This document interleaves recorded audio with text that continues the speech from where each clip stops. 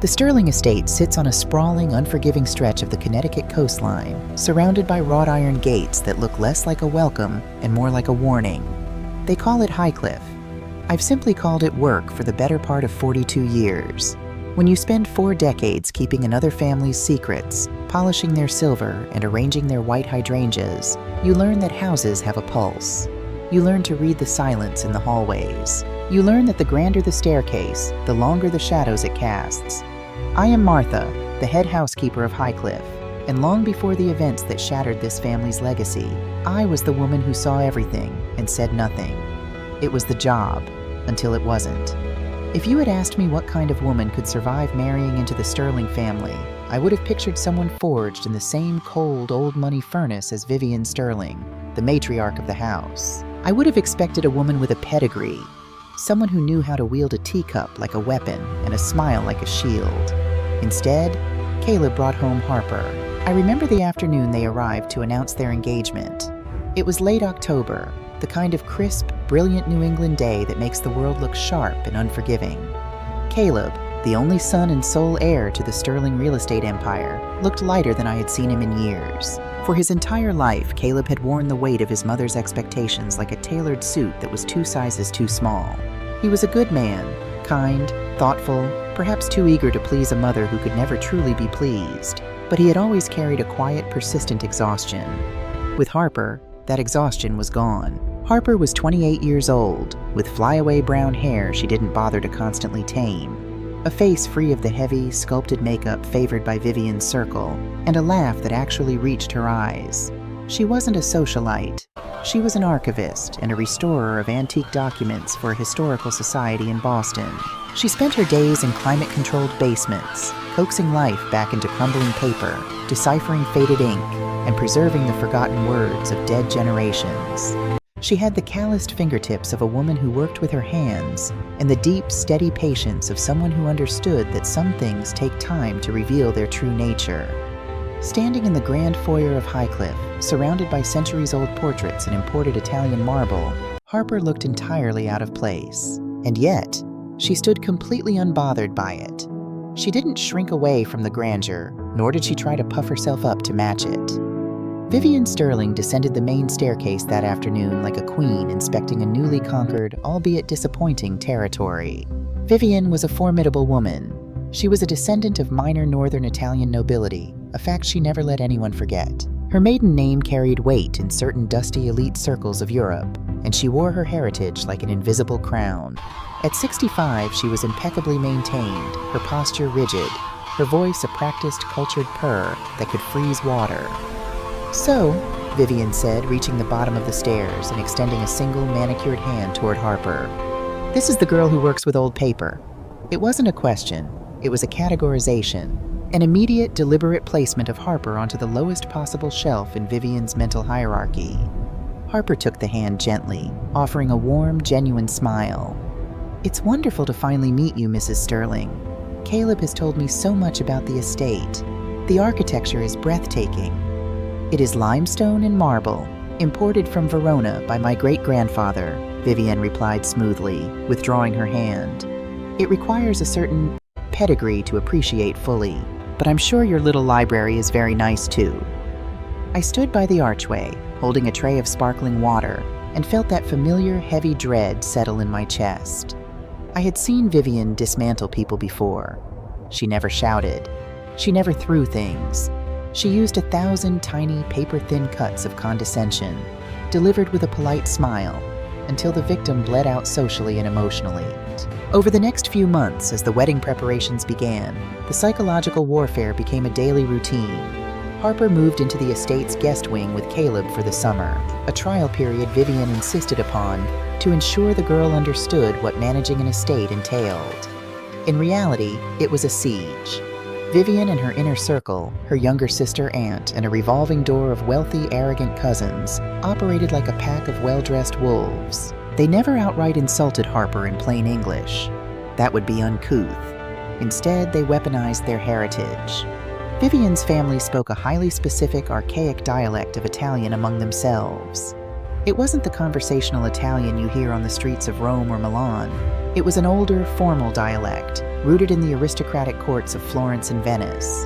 It was a language of exclusion, a velvet rope they strung up whenever they wanted to discuss something, or someone, they deemed beneath them. The first time I witnessed it, we were in the formal dining room.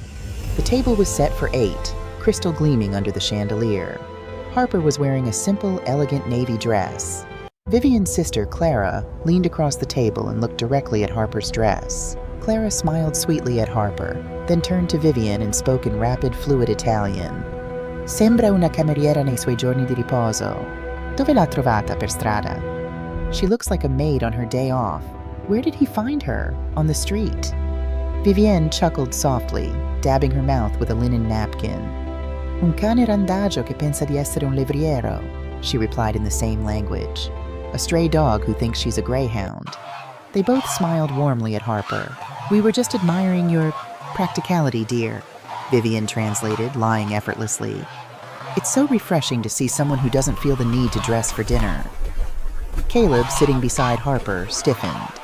He didn't speak the dialect fluently. Vivian had surprisingly never forced him to learn the archaic version, preferring to keep it as a secret language among the elders. But he knew the tone. He opened his mouth to defend her, but Harper placed a gentle hand on his knee underneath the table. Thank you, Vivian, Harper said, her voice perfectly level, her expression serene. I believe comfort should never compromise respect for the company. I was pouring wine at the sideboard and I paused.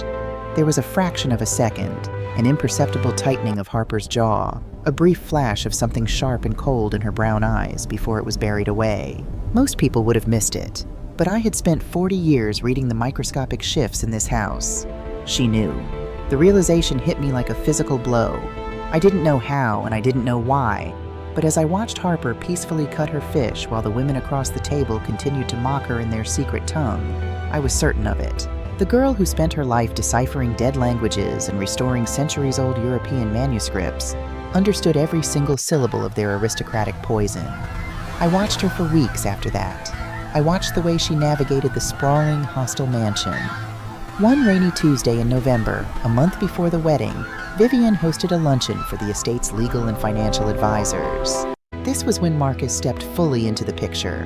Marcus was the family's senior legal counsel, a man in his early 50s with silver hair, impeccably tailored suits, and eyes that always seemed to be calculating the exact net worth of everyone in the room. He carried himself with an authority that rivaled Vivian Sad's, and there was an intimacy in the way they spoke, a shared, ruthless understanding of power. After the luncheon, the guests had moved to the solarium. Harper had excused herself to the library to read. I was in the adjacent parlor, quietly dusting the bookshelves, invisible as always. Vivian and Marcus entered the hallway just outside the library doors, pausing by the large bay window. They didn't see me in the shadows, and they didn't realize the heavy oak door of the library was cracked open by an inch, where Harper sat reading in an armchair. They immediately slipped into their archaic Italian. "The boy is soft," Marcus murmured, his voice low and vibrating with disdain. "He's too busy playing house with the charity case to notice the margins." "Let him play," Vivian replied smoothly. "The wedding serves its purpose. It distracts him. By the time he realizes what the new trust documents actually entail, the ink will be dry. The liabilities will be entirely in his name, and the primary assets will remain under my control." "And the girl?" Marcus asked. Vivian laughed, a dry, brittle sound. "Harper? She is nothing. A temporary fixture. A placeholder. Once Caleb signs, she'll be legally bound to a sinking ship with him. When the time comes to cut him loose, she'll take the fall right alongside him. She hasn't the intellect to understand a simple lease, let alone a generational corporate restructure." I stopped breathing. The dust cloth in my hand felt suddenly heavy. This wasn't just cruel mother-in-law behavior. This was a calculated financial assassination of her own son. I looked through the crack in the door toward the library. Harper was sitting in the wingback chair. Her book was resting on her lap. She wasn't reading. Her posture was rigid, perfectly still, like a deer catching the scent of a predator in the wind. Her eyes were fixed on the crack in the door, staring directly at the spot where Vivian and Marcus stood. The serene, accommodating facade she usually wore was completely gone. In its place was a look of such profound, quiet fury that it sent a shiver down my spine. It was the look of a woman who had just discovered a bomb under her home and was calmly calculating how to defuse it without blowing herself to pieces. Vivian and Marcus moved on, their footsteps fading down the marble corridor. I stood in the parlor for a long time, unsure of what to do. My loyalty had always been to the house, to the employment that kept a roof over my head. But Caleb was a good boy, and this girl did not deserve to be collateral damage in Vivian's endless war for control. Slowly, I walked into the library. Harper didn't jump. She just slowly turned her head to look at me. The vulnerability in her eyes lasted for only a second before the calm mask slipped back into place. "Martha," she said softly, "I didn't hear you come in." I walked over to the side table next to her chair and picked up her empty teacup. I looked down at the title of the heavy, leather-bound book on her lap. It was a 16th century treatise on Florentine property law, written entirely in the original dialect. I looked from the book up to her face. We held each other's gaze in the quiet, dusty air of the library. The silence stretched, thick with the weight of what I had overheard, and what I now knew she had overheard.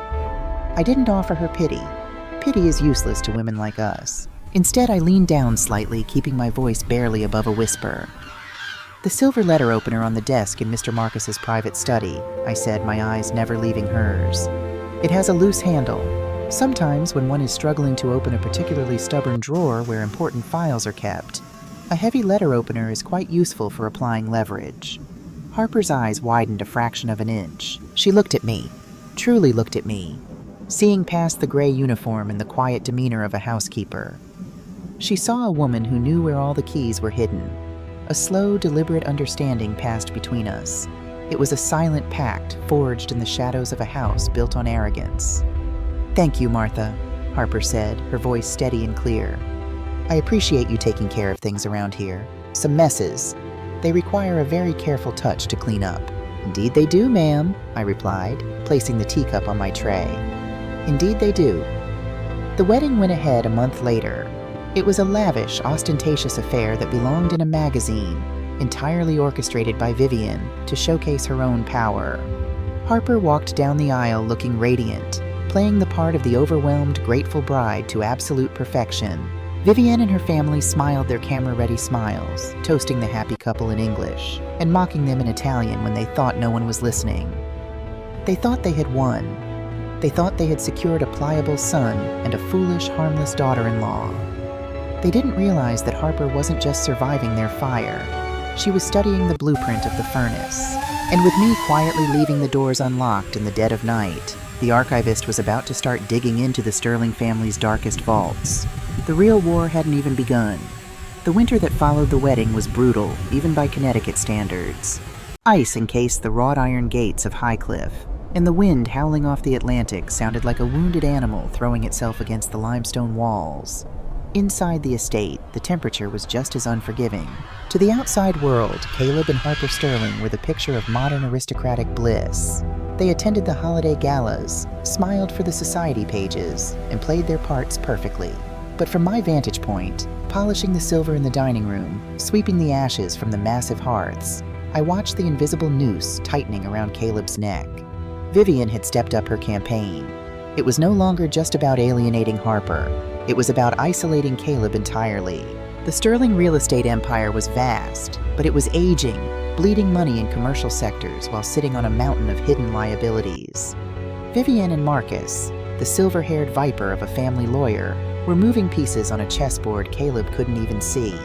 They began flooding him with work. Caleb would return to the estate long after dark, his eyes rimmed with exhaustion, his shoulders bowed under the weight of endless meetings and crises that Marcus seemed to artificially manufacture. And through it all, Vivian played the deeply concerned, hovering matriarch. She would intercept him in the foyer, pressing a glass of scotch into his hand, murmuring in that soft, venomous tone about how much the family relied on him, how his father would be so proud, how Marcus was working tirelessly to streamline the family trusts to secure Caleb's future. It was textbook psychological manipulation. Break the boy down physically, overwhelm him mentally, and then offer him a seemingly simple solution wrapped in maternal devotion. Harper saw it all. She played the role Vivian had assigned her, the quiet, unassuming, slightly overwhelmed bride, with an Oscar-worthy dedication. She spent her days in the library or venturing into the city for her archival work, always returning with a warm smile and a soft demeanor. But at night, when the grand house finally slept, Harper became a ghost. It started a week after our silent agreement in the library. I was completing my final rounds at 2 a.m, checking the locks on the terrace doors, when I saw a sliver of light beneath the door of Marcus's private study on the ground floor. I paused, my hand resting on the heavy brass knob of the adjacent parlor door. I didn't knock. I simply stood guard in the dark hallway, a silent sentry in a gray uniform. Inside, Harper was working. She had found the silver letter opener with the loose handle, just as I'd mentioned. She had bypassed the archaic lock on the lower drawer of Marcus's mahogany desk, a lock designed to keep out nosy maids, not an archivist who routinely handled 16th century puzzle boxes. Over the next 3 weeks, I covered for her. I altered my cleaning schedule to ensure Marcus's study was empty when she needed it. I left the side door to the archives unlocked. I even started bringing her black coffee in the dead of night, leaving it silently on the edge of the desk while she photographed hundreds of pages of legal documents, trusts, and corporate restructurings with a small digital camera. One night, she looked up as I set the cup down. Her face was pale in the glow of the small desk lamp, her eyes burning with a fierce, quiet intensity. "It's worse than I thought, Martha," she whispered, her voice rough with fatigue. She gestured to a stack of thick, vellum-bound folios. "Marcus isn't just a lawyer. He's the architect of a slaughter." I remained standing, hands clasped in front of my apron. "What are they making the boy sign, ma'am?" Harper ran a hand through her hair, pointing to the margins of the documents. "Vivian has spent the last decade making catastrophic investments. Shell companies, toxic commercial real estate, massive unpaid tax liabilities offshore. She and Marcus have bundled all that poison into a new corporate entity. The papers they're pushing Caleb to sign, the restructuring, it transfers ownership of that entirely toxic entity directly to him. The moment he signs, he assumes personal liability for hundreds of millions in debt and potential criminal fraud." A cold dread pooled in my stomach. And Vivian? Her personal assets and the core profitable holdings of the Sterling Empire are being walled off in a blind trust she controls, Harper explained, her voice dropping to a terrifyingly calm register. "When the Shell company inevitably collapses, the creditors and the federal government will go after the sole owner on paper. Caleb, he'll lose everything. He could go to federal prison. And Vivian will walk away clean, mourning her tragic, incompetent son." "How can you be sure?" I asked, looking at the dense legal jargon. Harper touched the edge of the paper gently, the way she might touch a fragile artifact. "Because Marcus is arrogant. He drafts the official documents in English, but his personal notes, the real strategy, the instructions between him and Vivian, they're written in the margins of his private drafts." She looked up at me, her eyes dark. "In their archaic Italian dialect, they think they're the only ones in the world smart enough to read it." She had spent weeks cross-referencing the financial data with the Italian margin notes, using her expertise in historical linguistics to translate Marcus's shorthand. She hadn't just uncovered a bad deal, she had uncovered a meticulously planned execution. "What do we do?" I asked, realizing I had crossed the line from housekeeper to accomplice, and not caring one bit. "We let them set the table," Harper said, gathering her things. "And then we burn the dining room to the ground." The trap was sprung on a Thursday in late January. Vivian announced she was hosting an intimate dinner party to celebrate the successful conclusion of Caleb's transition into his new role as head of the family trusts. The guest list was small but suffocatingly powerful. Vivian, Marcus, Vivian's sister Clara, 2 senior partners from Marcus's law firm, and of course, Caleb and Harper. The atmosphere in the house that day was thick and heavy, like the air right before a thunderstorm. Vivian was in high spirits, directing the kitchen staff with the crisp, efficient energy of a general preparing for a victory parade. She ordered a menu that felt intentionally oppressive. Heavy truffled risotto, braised veal ossobuco, rich Barolo wine. It was food meant to sedate, to make a person pliant and agreeable.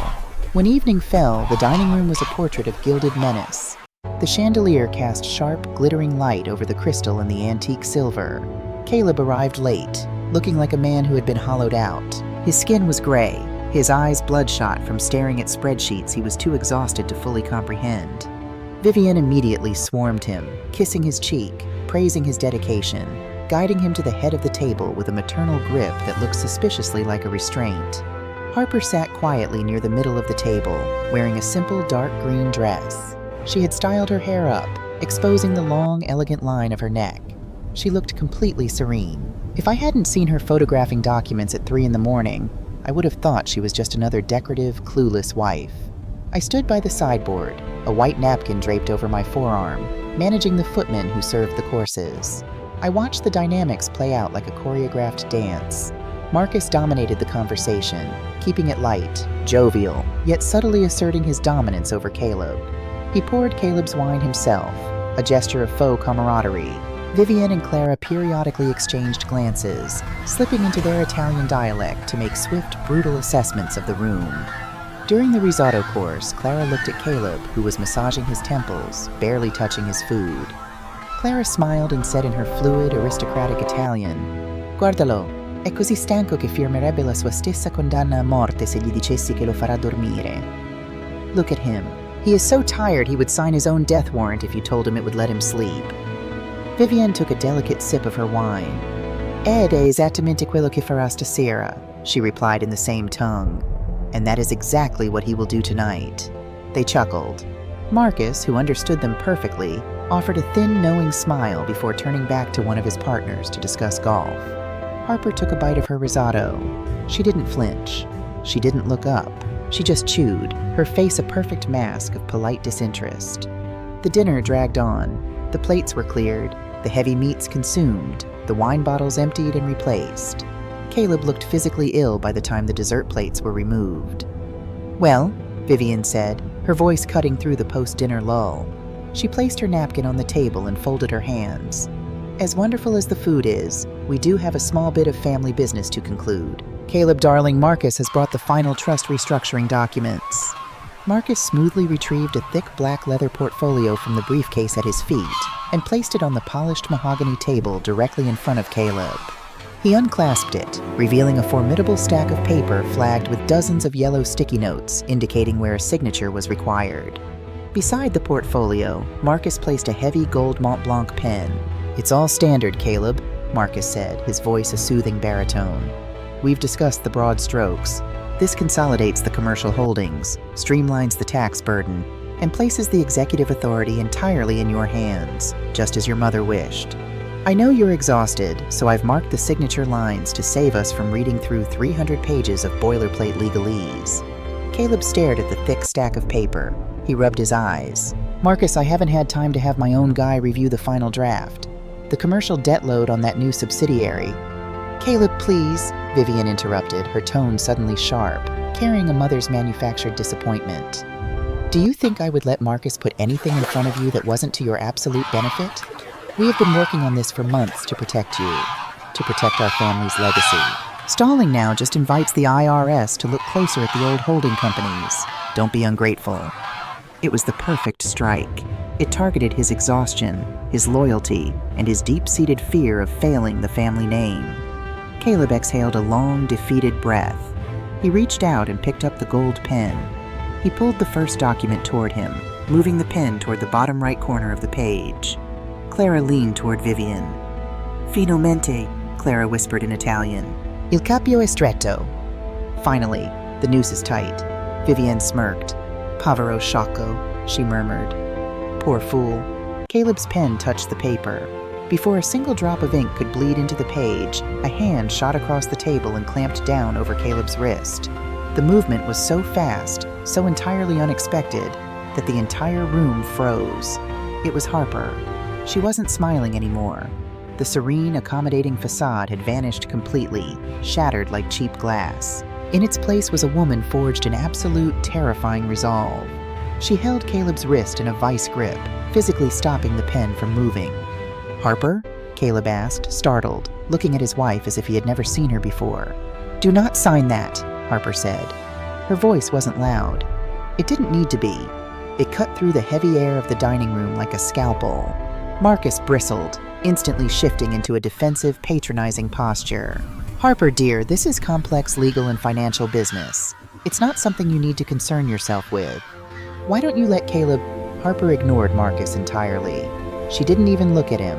She turned her head slowly, her dark eyes locking directly onto Vivian's face at the head of the table. When Harper spoke next, the words did not come out in English. They came out in perfect, flawless, aristocratic Italian. The exact same archaic regional dialect Vivian and her family had used to mock her for the past 8 months. Her pronunciation was immaculate, carrying the haughty, rolling cadence of the northern nobility. Povero sciocco, hai detto, Vivienne? Harper's voice rang out, cold and clear as a winter bell. Poor fool, you said, Vivian. The blood instantly drained from Vivian's face. She sat back in her heavy dining chair as if she had been physically struck. Her mouth opened slightly, but no sound came out. Clara gasped aloud, dropping her linen napkin onto the floor. Marcus froze, his hand halfway to the portfolio, his eyes widening in sudden absolute panic. Harper didn't stop. She kept her grip on Caleb's wrist, but her eyes bored into her mother-in-law, her Italian flowing with devastating fluency. Pensavi che fossi sorda o semplicemente stupida? She continued, the words sharp and venomous. Did you think I was deaf or simply stupid? Hai passato mesi a insultarmi in faccia, pensando che la tua lingua morta fosse uno scudo. Ma non è uno scudo, Vivienne. È una confessione. You spent months insulting me to my face, thinking your dead language was a shield. But it's not a shield, Vivienne. It's a confession. Caleb looked wildly between his wife and his mother. Harper, what? What are you saying? You speak Italian? Harper finally released his wrist. She stood up slowly from her chair, her posture impeccably straight. She reached over, picked up the thick leather portfolio of contracts, and slammed it down onto the center of the table with a resounding crack that made the crystal wine glasses rattle. I'm saying, Caleb, Harper said, switching back to English, her voice ringing with authority, that your mother and her lawyer just tried to hand you a loaded gun and tell you it was a gift. She opened the portfolio, flipping rapidly through the pages until she found a specific section. She pointed a sharp finger at the dense text. This is not a trust restructure to protect you, Harper said, addressing Caleb but ensuring every word was loud enough for the paralyzed room to hear. This document transfers 100% of the toxic assets from the old Sterling Holding Company, the shell corporations, the offshore tax liabilities, the commercial defaults that Marcus has been hiding for a decade, directly into a new subsidiary. A subsidiary of which you, Caleb, are the sole legal owner and guarantor. Caleb stared at the paper, his exhaustion suddenly vanishing, replaced by a dawning, horrified comprehension. Liabilities? Marcus said this was just transferring the core equity. Marcus lied, Harper snapped. She looked up at the lawyer, her eyes ablaze. Didn't you, Marcus? You drafted the core equity to remain in a blind trust controlled entirely by Vivian. Caleb gets the debt. Caleb gets the tax fraud charges when the feds finally audit the accounts. Caleb goes to prison and you two keep the clean money. This is outrageous, Marcus finally sputtered, standing up, his face flushed dark red. This is slander. You have no idea what you're reading, you little archivist. You're misinterpreting standard indemnification clauses. Am I? Harper challenged, not backing down an inch. She reached into her clutch purse resting on the table and pulled out a small, folded piece of paper. She tossed it onto the contracts. It was a blown-up photograph of one of the pages I had watched her capture in the study. Because according to your own handwritten notes in the margins of Draft 4, written in Italian by the way, you specifically told Vivian. Harper switched seamlessly back to the archaic dialect, mimicking Marcus's exact phrasing perfectly. L'idiota prenderà l'esca.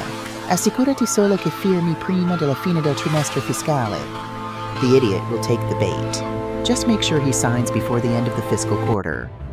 Marcus stared at the photograph of his own handwriting. The color washed completely out of his face, leaving him looking gray and suddenly very old. He collapsed back into his chair, the fight draining out of him instantly. Silence descended on the dining room. It was not a peaceful silence. It was the suffocating, heavy silence of an empire collapsing inward. Vivian stared at Harper, her chest heaving, her perfectly maintained composure shattered into a million jagged pieces. For the first time in her life, she was looking at someone she couldn't control, couldn't intimidate, and couldn't hide from. The stray dog she had mocked was a wolf, and it had its teeth buried securely in her throat. Caleb stood up. He didn't look at his mother. He didn't look at Marcus. He looked at the gold pen resting on the table, then at the contracts, and finally at Harper. The betrayal on his face was absolute. It was the look of a man watching the entire foundation of his life crumble to dust. He slowly reached out, picked up the stack of contracts, and in one swift, violent motion, tore the thick stack of paper completely in half. He threw the ripped pages onto the center of the table, directly into the remains of the risotto. "Caleb," Vivian choked out, her voice trembling, reaching a hand out toward him. "Caleb, please, you don't understand." Caleb didn't let her finish. "Don't ever speak to me again," he said, his voice a dead, hollow rasp. "Don't call, don't write. If you or Marcus come near me or my wife again, I will take these margin notes straight to the federal prosecutor myself." He turned to Harper and held out his hand. Harper didn't gloat. She didn't smile triumphantly. She looked at Vivian one last time, a look of profound, crushing pity, before placing her hand in her husband's. Without another word, they turned and walked out of the dining room, their footsteps echoing sharply against the imported Verona marble. I stood by the sideboard, the white napkin still draped over my arm. I watched the two senior partners from the law firm hurriedly get up and essentially flee the room, desperate to distance themselves from the blast radius. I watched Clara sit trembling in her chair. I watched Marcus staring blankly at the ruined contracts. And I watched Vivian Sterling, the invincible matriarch, sit alone at the head of her gilded table, surrounded by the wreckage of her own arrogance, finally understanding what it meant to be truly, utterly powerless. I stepped forward quietly, picked up the empty wine bottles, and began to clear the table. Some messes, as Harper had said, require a very careful touch. But this one I was going to enjoy watching them clean up themselves. If you think a shattered aristocratic ego concedes defeat quietly, you have never worked for old money. The morning after the dinner party, Highcliffe Estate felt less like a home and more like a war room. The silence in the grand hallways was absolute, but it was the heavy, vibrating silence of a drawn bowstring. I went about my duties as usual, ensuring the fires were lit and the silver was polished, but I kept my eyes fixed firmly on the floor. When the masters of the house are bleeding, it is best for the servants to remain entirely invisible. Vivian Sterling did not weep. She did not retreat to her chambers to mourn the loss of her son's affection. Instead, she summoned Marcus before the sun had even cleared the horizon. They spent 4 hours locked in her private sitting room, pacing like caged leopards. When Marcus finally emerged, his face was pale, his jaw set in a line of grim, desperate determination. He looked like a man who had just realized the lifeboat he was sitting in had a hole in the bottom, and he was deciding who to throw overboard first. By noon, the retaliation began. It was swift, brutal, and entirely financial. Vivian used her executive power as the matriarch of the primary family trusts to freeze every single one of Caleb's corporate accounts. She deactivated his security clearances at the Sterling downtown offices. But the true venom lay in the legal courier that arrived at the small, 2-bedroom apartment Caleb and Harper had hastily rented in the city. I learned the details later, of course, when the final pieces of the chessboard were revealed. But the threat was agonizingly simple. When Caleb had turned 21, fresh out of college and desperate to please a mother mourning the sudden death of his father, he had blindly signed a stack of introductory board documents. Vivian and Marcus had dug those ancient signatures out of the archives. They had drafted a letter stating that unless Caleb returned to Highcliffe, apologized, and signed the new restructuring agreement, they would present those old documents to the federal authorities, framing Caleb as the sole mastermind behind the decade of tax evasion and offshore shell companies. It was blackmail, raw, unadulterated extortion wrapped in a linen envelope with the family crest stamped in wax. Vivian expected them to crumble. She expected Caleb to come crawling back within 48 hours, broken by the threat of federal prison, begging for his mother's protection. She expected Harper to be terrified, a civilian caught in the crossfire of a billionaire's blood sport. She expected a surrender. What she got, exactly 3 days later, was an execution. It was a Tuesday afternoon. The winter sun was casting long, skeletal shadows across the Persian rugs in the main library. Vivian was sitting in a high-backed leather chair by the fireplace, sipping Earl Grey tea. Marcus stood by the window, nervously checking his gold pocket watch. I was meticulously dusting the upper shelves, a phantom in a gray uniform. When the heavy oak doors of the library opened, Vivian didn't even turn her head. She merely smiled, a thin, triumphant curve of her lips. "I knew you would come to your senses, Caleb," she said, her voice dripping with maternal condescension. "Marcus has the papers ready. We can forget this whole ugly misunderstanding." But it wasn't a broken boy who walked into the room. Caleb walked in with his shoulders squared, his posture immaculate, radiating a cold, terrifying calm I had never seen in him before. And walking beside him, carrying a battered, heavy canvas messenger bag, was Harper. "We aren't here to sign anything, Mother," Caleb said. His voice was steady, devoid of the desperate need for approval that had choked him for 28 years. Marcus turned from the window, his eyes narrowing as they landed on Harper's canvas bag. "Caleb, this isn't a game. The letter we sent you wasn't a bluff. The authorities are going to be very busy," Harper interrupted, her voice cutting through the room with the precision of a diamond blade. She walked over to the massive mahogany desk in the center of the room and unbuckled the canvas bag.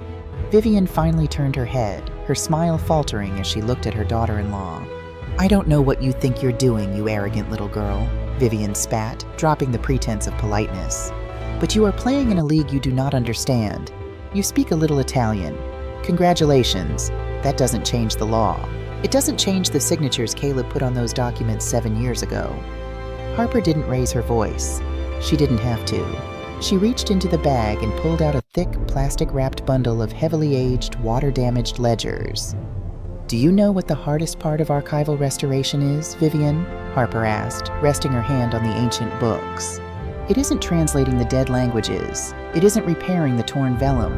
The hardest part is provenance, proving exactly where a document came from and who touched it last." She pulled out a second stack of papers. These weren't old ledgers. They were crisp, modern photocopies. 2 years ago, Harper continued, her eyes locking onto Marcus, the Sterling Corporation made a very generous, tax-deductible donation of historical family business records to the Boston Historical Archives. A write-off. You thought you were clearing out the basement of the downtown office. Just boxes of useless paper from the 80s and 90s. Marcus swallowed hard. The color began to drain from his face once again. "My department handled the intake," Harper said, her tone conversational, yet utterly lethal. "And while I was restoring the ledgers from 1998, I found something fascinating. I found the original incorporation documents for the offshore shell companies, the ones you just threatened to blame on Caleb." Vivian gripped the armrests of her chair. Those are corporate records. They prove nothing about who initiated them." "Oh, but they do," Harper smiled, a cold, empty thing. "Because Marcus is a creature of habit. He didn't just write his little Italian notes in the margins of Caleb's current contracts. He's been doing it for decades." Harper picked up one of the photocopies and read from it, translating perfectly. "The Cayman accounts are secure. The husband suspects nothing. Once he is out of the picture, the boy's inheritance will funnel directly to us." The silence in the library was so profound I could hear the fire crackling in the hearth. The temperature in the room seemed to plummet by 20 degrees. "The husband," Caleb repeated, his voice dropping to a dangerous whisper. "You wrote that 2 months before my father died of a sudden heart attack." Vivian stood up, her teacup rattling violently against its saucer. "Caleb, listen to me. This is fabricated. She made this up." "I didn't need to make anything up," Harper said softly. She reached into the bag one last time. "Because I didn't just find financial ledgers, Marcus. I found the personal correspondence you accidentally boxed up with them, the letters you wrote to Vivian, the hotel receipts from Geneva, the transfer of funds from the corporate accounts to a private villa in Tuscany under your sister's name." She tossed a bundle of letters onto the desk. 15 years, Harper said, looking between the two of them with absolute disgust. "You two have been sleeping together and stealing from this family for 15 years. You weren't trying to protect Caleb's legacy. You were trying to frame him for your own embezzlement so you could finally run off with the clean money." Marcus staggered backward until he hit the windowsill. He looked like a man staring down the barrel of a loaded gun. The arrogant, untouchable lawyer was gone. In his place was a terrified, cornered thief. "It's over, Mother," Caleb said. The heartbreak in his voice was raw, but it was heavily armored in resolve. "I have my own legal team now." Harper handed the restored archives over to them yesterday morning. They spent the night reviewing the timeline. "The federal fraud case against you and Marcus is insurmountable. The embezzlement, the tax evasion, the conspiracy." Vivian was hyperventilating, her hand clutching her pearls. The aristocratic mask had completely melted away, leaving a desperate, vicious woman behind. "You think you've won?" Vivian shrieked, her voice echoing off the high ceilings. "You think you can take me down? I control the core assets. The blind trust holds the voting shares of the real estate empire. Even if I go to prison, I will tie this family's money up in litigation for the rest of your miserable lives. You will inherit nothing but ashes, Caleb, you hear me? Ashes. She was right, of course. The structure of the Sterling Empire was a labyrinth. Even with the fraud exposed, Vivian still held the keys to the kingdom's treasury. It was the ultimate scorched earth defense. But then Caleb smiled. It wasn't a happy smile. It was a tired, grim expression of a man who had finally outgrown his childhood nightmare. No, Mother, Caleb said quietly. You don't. He reached into his own coat pocket and pulled out a single, neatly folded document. He walked over and placed it on the desk, right next to the evidence of his mother's betrayal. I am not the naive, exhausted boy you thought you were manipulating, Caleb said, his voice steady. I knew there was poison in the water. I just didn't know how deep the well went. When you started pushing me to sign the restructuring documents 6 months ago, I knew something was wrong. I knew I couldn't trust Marcus, and I knew I couldn't trust you. Vivian stared at the document on the desk, her eyes wide with a sudden, uncomprehending terror. What did you do? She whispered. I used the one loophole you and Marcus forgot to close when I turned 25, Caleb explained. The contingency clause. I had full legal authority to transfer my unencumbered, clean voting shares, the true core of the company, into an independent, irrevocable trust of my choosing, provided I was of sound mind and not under financial duress at the time of transfer. Marcus let out a choked gasp. You couldn't have. Without my signature, the family office would never have processed. I didn't use the family office, Caleb snapped. I used a private firm in New York, and I did it 3 weeks before the wedding, before you started starving me of sleep, before you threatened me. I moved the entire clean foundation of the Sterling Empire completely out of your reach. Vivian leaned heavily against the edge of the desk, her legs trembling. She looked at the document. Who is the beneficiary? Who controls the irrevocable trust? Caleb turned and looked at Harper. The absolute, unshakable trust between them was something I had rarely seen in my 4 decades in this house. It was a bond forged in fire, impenetrable and absolute. Harper does, Caleb said. The silence that followed was suffocating. Vivian slowly turned her head to look at the young woman standing across the desk. The girl she had called a stray dog. The girl she had mocked in a dead language. The girl who wore cheap dresses and worked with old paper in dusty basements. Harper Sterling was now the sole legal controller of the clean, multi-billion-dollar core of the Sterling family empire. Harper didn't gloat. She looked at Vivian with the cold, detached professionalism of a surgeon examining a tumor that was about to be excised. The paperwork was finalized months ago, Vivian, Harper said softly. While you were busy insulting my clothes in Italian, I was busy securing your son's future in English. You have nothing. No leverage. No core assets. All you have is the toxic debt you built, the fraud you committed, and the federal investigators who are going to knock on these doors by the end of the week. Vivian let out a sound that I can only describe as the dying breath of a dynasty. Her knees buckled. She sank into the heavy leather chair, burying her face in her hands, her immaculate composure reduced to violent, silent sobs. Marcus didn't cry. He looked at the door, then at Caleb, his eyes darting frantically as his survival instincts kicked in. Caleb, listen, Marcus stammered, holding his hands up. I was following her orders. She manipulated me. If I cooperate with your lawyers, if I turn state's evidence against her, the sheer cowardice of the man was breathtaking. At the first sign of a sinking ship, he was ready to drown the woman he had claimed to love for 15 years, just to save his own tailored suit. Harper looked at Marcus, her expression hardening into something resembling stone. You can tell that to the prosecutor, Marcus. We are done listening to you. Caleb took Harper's hand. He looked around the grand library, at the portraits of his ancestors, at the marble fireplace, and finally, at the sobbing ruin of his mother. We are leaving now, Caleb said. My lawyers will handle the eviction notices for Highcliffe. I suggest you both use whatever time you have left to find very good defense attorneys. They turned and walked toward the heavy oak doors. As they passed me, standing quietly in the shadows by the bookshelves, Harper paused. She turned her head slightly, her brown eyes meeting mine. I didn't smile. I merely offered a very slow, very respectful nod. A silent acknowledgement between the woman who guarded the secrets and the woman who finally weaponized them. "Thank you, Martha," Harper whispered, so quietly that only I could hear. "It was an honor, Mrs. Sterling," I murmured back. And as the heavy doors clicked shut behind them, leaving the traitors to suffocate in the ruins of their own making, I finally put down my dust cloth. I had a feeling I wouldn't be needing it much longer. The days immediately following that afternoon in the library were not marked by screaming matches or thrown porcelain. They were marked by a suffocating, terrifying quiet.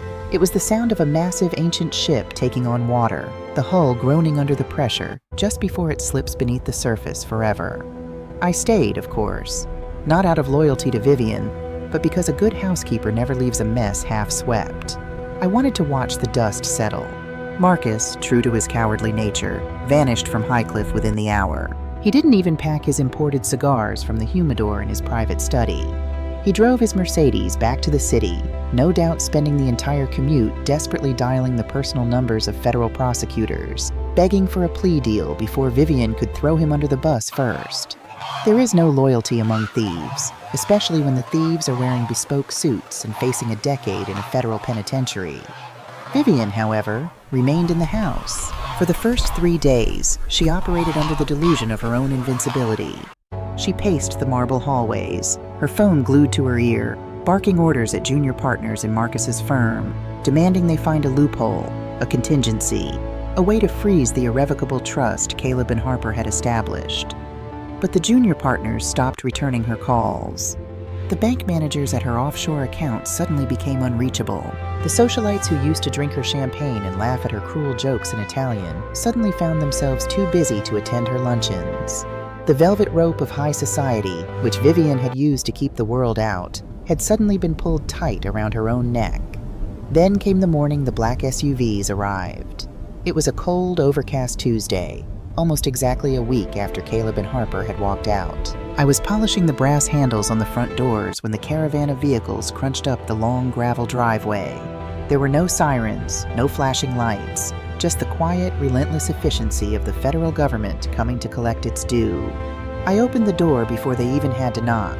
4 agents in dark windbreakers with the letters IRS and FBI stamped across the back stepped into the grand foyer.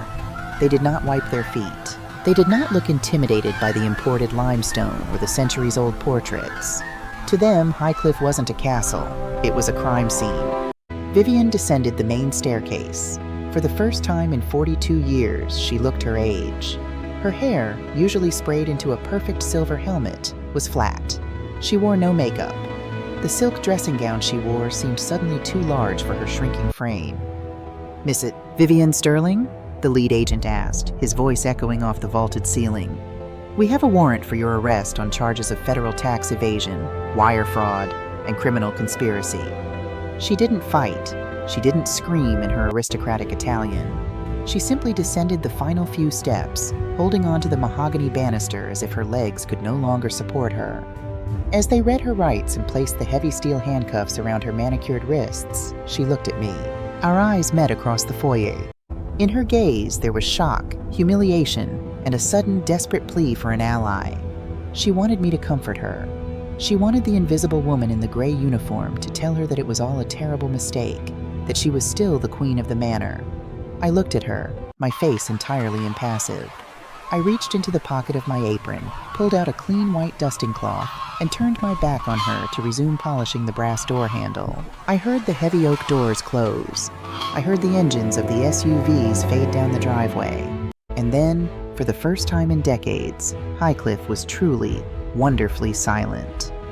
The ensuing legal bloodbath was a spectacle that fed the New York and Boston society pages for months. Marcus, as expected, flipped instantly. He handed over every password, every offshore routing number, and every encrypted email in exchange for a reduced sentence in a minimum security facility. He sat on the witness stand and detailed exactly how Vivian had orchestrated the bleeding of her own family's empire, leaving Caleb holding the bag. Vivian tried to fight, but the evidence Harper had provided was absolute. The restored ledgers, the personal letters, the Italian margin notes. It was an airtight coffin of her own design. She was stripped of her remaining assets to pay the massive federal fines. The blind trust she thought would protect her was seized. Highcliffe was liquidated by the banks to cover the commercial defaults.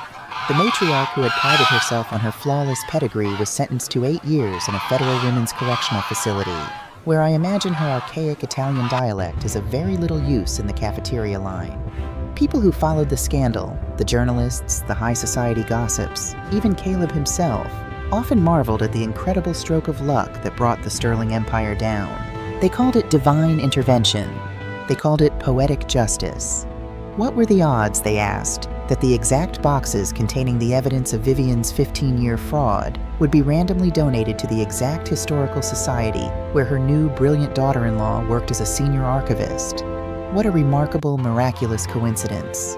I sit now on the porch of a small, quiet cottage in Vermont, a cup of chamomile tea warming my hands. I bought this place in cash a few months ago, using a retirement fund I had been quietly, meticulously building for 40 years. I watch the snow fall through the pine trees, and I think about coincidences. There is something you must understand about women like me. Women who wear uniforms. Women who pour the tea, sweep the ashes, and stand in the corners of grand rooms while powerful people make decisions. We are invisible. You look right through us, assuming that because our hands are busy scrubbing your floors, our minds must be equally occupied with nothing but the dirt. But when you are invisible, you see everything. And when people think you do not understand them, they say exactly what they mean right in front of you. Vivian Sterling thought her archaic, aristocratic Italian was a secret code. She thought it elevated her above the common people. But if you stand in a dining room for 40 years, pouring wine while the same family speaks the same dialect day after day, year after year, you learn. You don't need a university degree. You just need a sharp mind and absolute silence. I understood their Italian perfectly by my 5th year at Highcliffe. I knew about the embezzlement. I knew about the affair between Vivian and Marcus. I knew about the offshore accounts. And most importantly, I knew exactly where Marcus kept his old physical records. He was a paranoid man. He didn't trust the cloud or digital servers for his most damning crimes. He kept the original handwritten ledgers and Vivian's love letters in heavy locked banker boxes in the deepest, dampest corner of the estate's sub-basement, a place only the housekeeping staff ever went. For a long time, I did nothing. I was a practical woman. I needed my salary. And frankly, the Sterling family's rot was their own business. I watched Vivian treat her staff like indentured servants, stealing wages, firing maids for making eye contact, and treating us all as less than human. I swallowed my pride, day after day, and kept the house clean. But then Caleb's father died, and I watched Vivian turn her venom onto her own son. I watched her slowly, methodically begin to mentally destroy a kind, gentle boy just so she could maintain absolute control of his inheritance. That was the line. I decided quietly and without fanfare that Vivian Sterling needed to be dismantled. But a housekeeper cannot bring down a billionaire. If I had gone to the police with the boxes, Vivian's lawyers would have crushed me. They would have claimed I forged them, or stole them, or was simply a disgruntled employee looking for a payout. I would have spent my twilight years in a courtroom, or worse, in a jail cell. I needed a weapon. I needed someone on the inside who had the intellect to understand the evidence, the legal standing to use it, and the absolute unbreakable motivation to protect Caleb. I waited for 10 years, and then Caleb brought Harper home. The day I met her, I knew. I saw the intelligence in her eyes. I saw the calluses on her hands. When I looked into her background, a simple Google search from the estate's kitchen computer, and saw she was an expert in archival restoration and historical linguistics, the pieces of the chessboard suddenly clicked into perfect alignment. 3 months before the wedding, Vivian ordered me to clear out the sub-basement. "Get rid of the junk, Martha," she had snapped, waving a manicured hand. "Donate whatever old books are down there for the tax write-off. I don't care where it goes, just get it out of my house." I didn't call the Salvation Army. I didn't call the local library. I personally packed the 4 heavy banker boxes containing Marcus's decades-old fraud ledgers and Vivian's love letters. I arranged the courier, and I specifically, deliberately addressed the shipment to the intake department of the Boston Historical Archives, care of the senior preservationist, Miss Harper Evans. I knew it would take time for her to process the donation. I knew the water damage on the ledgers would require her specific expertise. I knew that once she started peeling back the layers of those old papers, her brilliant mind would recognize exactly what she was looking at. I didn't warn her. I didn't tell her what was coming. I simply planted the seed in her garden, stepped back into the shadows, and let her grow into the absolute force of nature I knew she could be. When the time came, when Vivian and Marcus finally backed Caleb into a corner at that dining room table, I didn't have to lift a finger. I just stood by the sideboard with my white napkin, watching the weapon I had armed execute its target with flawless, devastating precision. Last week, I received a letter at my cottage. It was written on thick, beautiful stationery, postmarked from New York.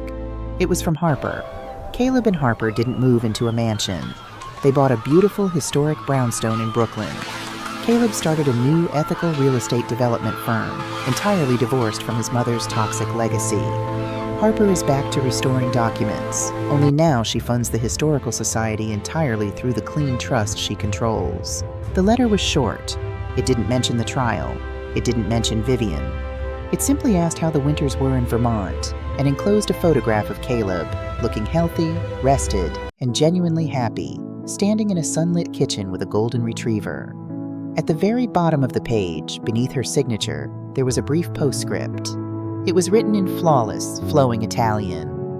I fondi dei vecchi scatoloni erano insolitamente puliti, Martha, quasi come se qualcuno li avesse spolverati prima di spedirli. The bottoms of the old boxes were unusually clean, Martha, almost as if someone had dusted them before shipping them. I smiled, tracing the ink with my thumb. She knew. She had always known. The archivist who missed nothing had eventually realized that the evidence didn't walk into her office by itself. She knew exactly who had given her the matches to burn the Sterling Empire to the ground.